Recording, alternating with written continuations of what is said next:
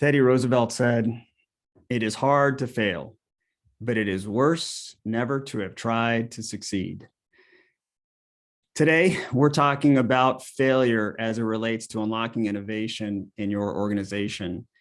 My name is Erik Cottrell, and I'm going to be walking you through some of the ideas that we have around how does a leader begin the process of unlocking innovation. And innovation and failure oftentimes are things that should be discussed together. I'm excited to talk to you today about why that matters. Obviously, if you have decided that you need innovation in your organization and it's something that you aspire to, I already put you in the category of one of the talented leaders because you are concentrating your attention and your focus on a pivot point, something you're going to be able to make an objective and something that your organization will go and achieve. And innovation, obviously, for many of us is an important part of how we can win in our markets, where we come up with new and creative ideas and ways to be able to solve problems, but not just ourselves. And we talked about that in the last video, but how do we actually bring that to bear for our teams and our organizations? So today, we're talking about what it means to be able to deliver organization and unlock it in your world.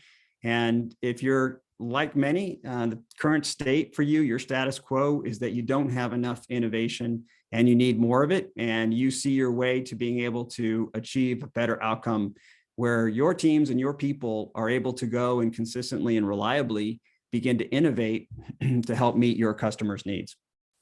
And we understand that that is a journey and there is work to be done to be able to make that real and to make that something that you can count on.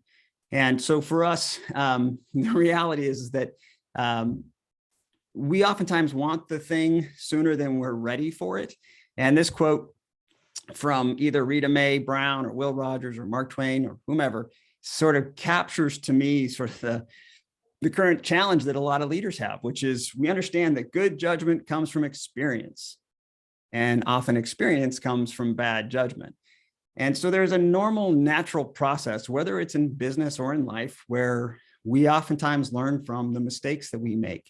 And we make some bad decisions and we apply some bad judgment. And hopefully through that process, it makes us better and it informs us and helps us to move forward in life with more good judgment, right? Based on what we've learned.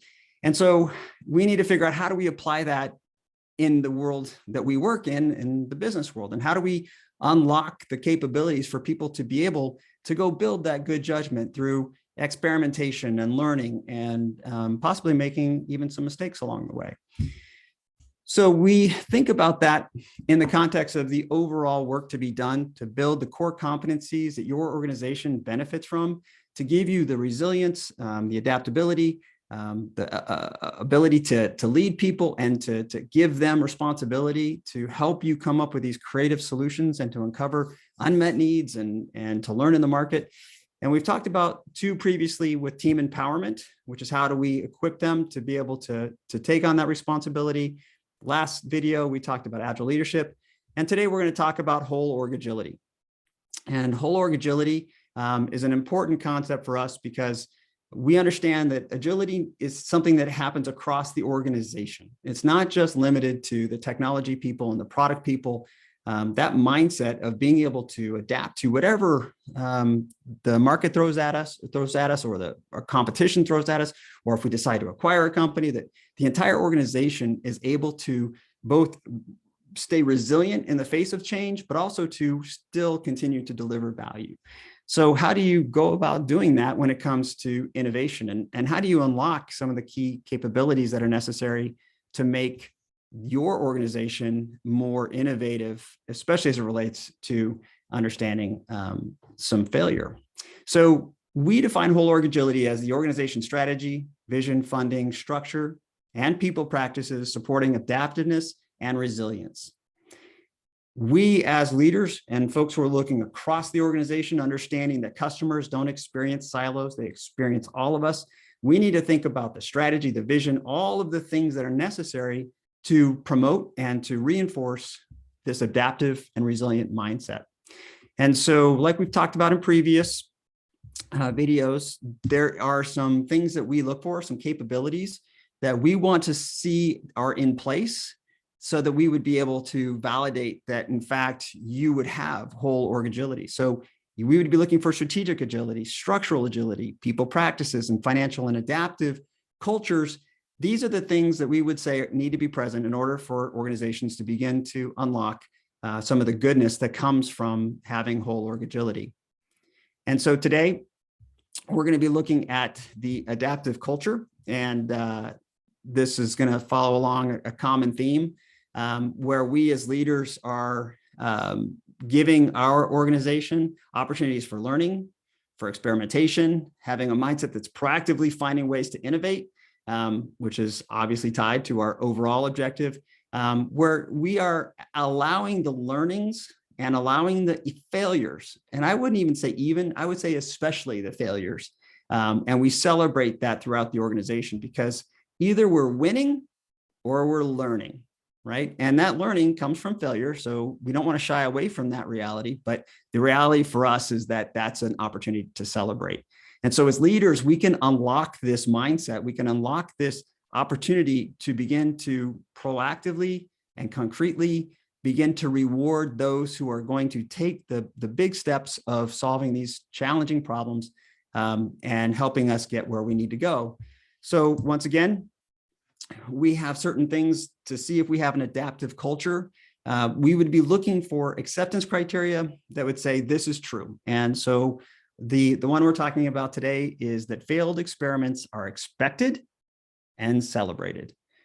And remember, this is across the organization, which is not always true. So one of the things that needs to be true to unlock innovation in the organization is this shared understanding that failed experiments are expected and they are even celebrated. Because if we're failing, we should have the systems in place, we should have the mindset in place, we should have the actions in place that reinforce that we are extracting all of the learning that we can, that we are going to be gaining valuable insight based on the things that didn't go well. And that we can then adapt. We can either change the way we go again, or we stop doing it, or we pause. We have options, but we have extracted all of the goodness that we can out of the mistakes that were made or the failures that happened. And they're just experiments. And so the question becomes, well, that sounds really neat. That sounds great. How do I make that happen? So one of the ways that we can help you with that, and I like to always give people some tactical things that they can take away, is that you can come up with a canvas, an experiment canvas, if you will, and we can begin to set up the experiments in such a way that as you've empowered the teams, as you've given them the authority to go and try and solve these problems, you can ask them, as you delegate this responsibility to them, to come back to you with this filled out or something like this, where you ask them to identify what is the experiment's overall point, what's the summary, what are you intending to do? We will do this thing and we'll try for this. And we're going to aim for this time boxed experiment. So you're able to start to set up things such that the failures are not catastrophic. By having this sort of beginning foundational step in place, you can begin to constrain the amount of risk that you are willing to take on, the teams are willing to take on, so that they can go and learn, right? And that gives them the ability to say, hey, we're going to go do this. We're going to go try and test and learn here. And we're going to time box this so that it doesn't last forever. And we're doing all of this for this reason, right? And here's what we're hoping to get. This is our hypothesis that if we do this experiment, we're going to get something back in return. And we also recognize that things could go a little bit crazy. And so we're going to watch out for these things. There are going to be measures that we're going to be using to make sure that we're on track or off track. We're also going to be looking at pitfalls. We're going to be looking for things where things could go really wrong. And so by having this experiment canvas or grid, you can have a dialogue with the people who are responsible for helping come up with these creative solutions without having the extended risk of going too far afield. And so they can begin to work through what the experiment's point is, what it's intended to do, and how they're going to make sure that they're on track. And at the same time, how are they going to avoid some of the common pitfalls that may be associated with something with this? So that allows you to be able to unlock in them the opportunity to go and to solve some really thorny customer problems or to go to learn. And I think that that's really exciting. And by you allowing them to do that, you are actually setting up an adaptive culture where you're not just going into it randomly. You're not just turning everything over to the team and hoping it turns out okay. You actually have intention. And what I came across in my preparation for the video is something I think is really cool. So I'm a big fan of Peter Drucker. And Peter Drucker, if you know, is one of the originators of understanding what's management and leadership really all about some years ago. And he had thought about this whole notion of creating pilots. And he says everything improved or new needs to be tested on a small scale. It needs to be piloted. So somebody who isn't even necessarily in the Agile world and yet has had a profound influence on how we lead, understood that we have to be able to test pilot some of these things early and often, right? And what I like what he says is that when we do that, we might find problems that nobody else anticipated, but also opportunities that anybody else anticipated, whether it's in the design or the market or the service. But in this way, the risk is minimal and manageable. And so by having an experiment canvas in the context of making sure that we are developing an adaptable culture, you can begin to unlock some of the key things that are important to your organization to make innovation real in your teams and among your people. So that's the third installment of our innovation series. Thank you for joining us. If you have any questions, we would love to answer them. You can send us an email at info@pathtoagility.com, or feel free to join us at pathtoagility.com on the web. And once again, my name is Erik Cottrell. It's been a real pleasure to be with you. Thank you for joining us, and all the best as you pursue innovation in your organization. Cheers.